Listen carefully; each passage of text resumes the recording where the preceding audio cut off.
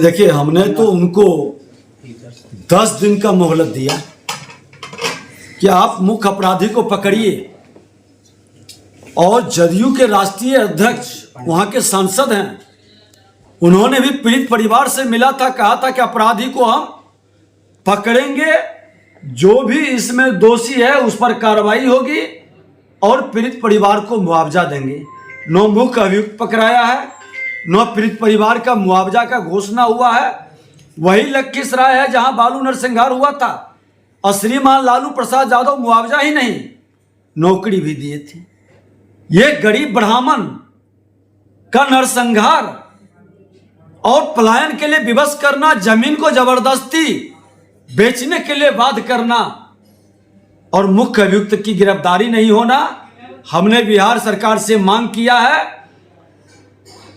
कि लखीसराय नरसंहार को आप पीड़ित परिवार को मुआवजा दीजिए, क्योंकि उस परिवार के साथ 6 लोग को गोली मारा गया, 3 लोग जीवन मौत से लड़ रहा है, एक त्रासदी है। और जब जहरीली शराब में आपने जो पिएगा सो मरेगा घोषणा के बाद भी प्रतिपक्ष ने सदन से सड़क तक लड़ा और आपने 4 लाख का मुआवजा दिया है। इन अपराधियों की गोली से मरने वाले को भी आप 4 लाख का मुआवजा घोषित करिए, और पूरे बिहार के अंदर ये जन आंदोलन होगा, क्योंकि गृह विभाग मुख्यमंत्री जी आपके जिम्मे है, और बिहार को बीमार बनाने में आपने और आपके स्वार्थ महत्वाकांक्षा के कारण अपराधियों का मनोबल चरम पर पहुंचा है। जिस दिन से आपने कहा कि जंगल राज ये जनता राज है, ये गुंडा राज में तब्दील कर रहा है, और गुंडे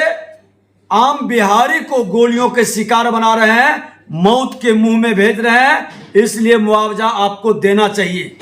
जिस तरह से हिंदुओं के जो पर्व हैं उनकी छुट्टियों में कटौती की गई है, वहीं मुस्लिम वर्ग के जो पर्व हैं उनमें छुट्टियां बढ़ा दी गई हैं, इसको लेकर आप लोगों का क्या स्टैंड है? देखिए, विनाश काले विपरीत बुद्धि, ये लगातार शिक्षा विभाग को और शिक्षकों को अपमानित करने का, डिमोरलाइज करने का, हतोत्साहित करने का और तुष्टीकरण की राजनीति इतनी चरम पर है कि उस तुष्टीकरण में ये खुल करके हिंदुओं के पर्व त्योहार की छुट्टियां, तीज का, महिलाओं का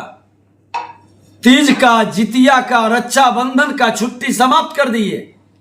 और ईद बकरीद का छुट्टी बढ़ा दिए। अरे, तुष्टीकरण की राजनीति की भी एक सीमा होती है। यह देश सनातन के संतानों का है, ये देश इस्लामिक राष्ट्र को उदय करने का नहीं है, और इस्लामिक राष्ट्र इस देश पर 1000 बरस के लगभग, जिसमें 700 बरस